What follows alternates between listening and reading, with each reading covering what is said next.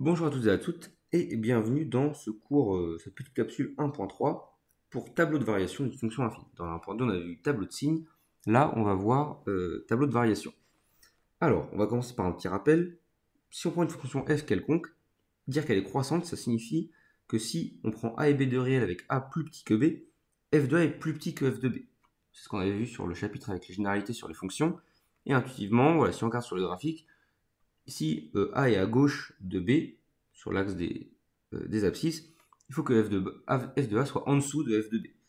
Et si f est décroissante, c'est l'inverse. La différence subtile se fait dans le signe qu'il y a entre f de A et f de B, qui change en fonction de si elle est croissante ou décroissante.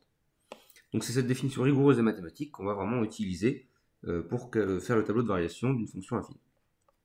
Donc on va commencer par se donner une fonction affine, donc comme d'habitude, soit m et p de réel, et f, la fonction affine associée, m fois x, plus p. Donc, ici, les preuves sont un petit peu plus compliquées que pour le tableau de signes, mais le résultat est un petit peu plus simple que pour le tableau de signes, donc ça compense. Et encore une fois, intéressez-vous vraiment aux preuves que si vous n'avez déjà pas de soucis avec le résultat en lui-même.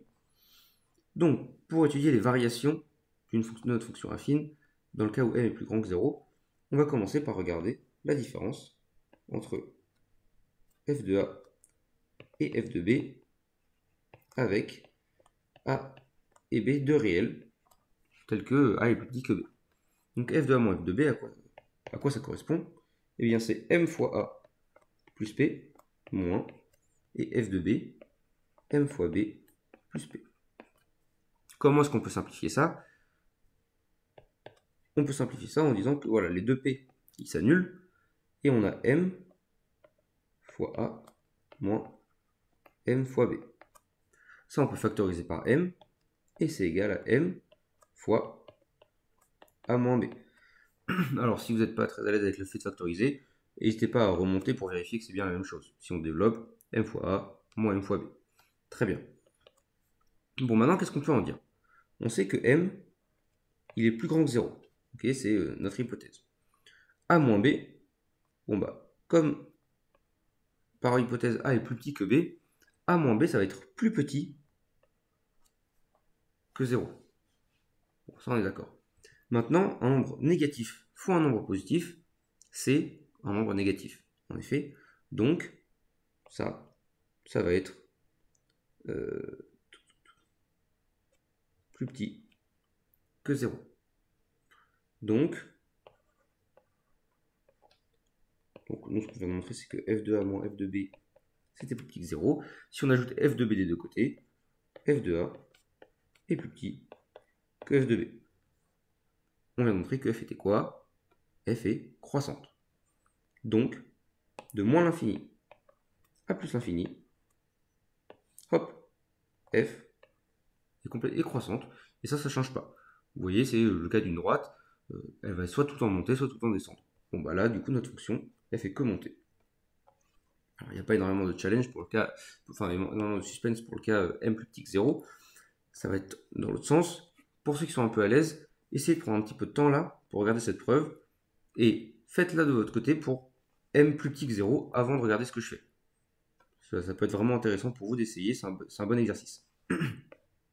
Donc pareil, comme tout à l'heure, soit a et b de réel, comparons f de a moins f de b. C'est égal à quoi? C'est égal à ma plus p moins mb plus p. Encore une fois, on peut simplifier exactement de la même manière qu'avant, m de a moins b. Mais attention, petite subtilité, ici, a moins b, c'est toujours, c'est toujours plus petit, plus grand, pardon, que 0. Attendez que je ne m'embrouille pas. Non, justement, c'est plus petit que 0. Hop. Mais m, maintenant, contrairement à tout à l'heure, c'est aussi plus petit que 0.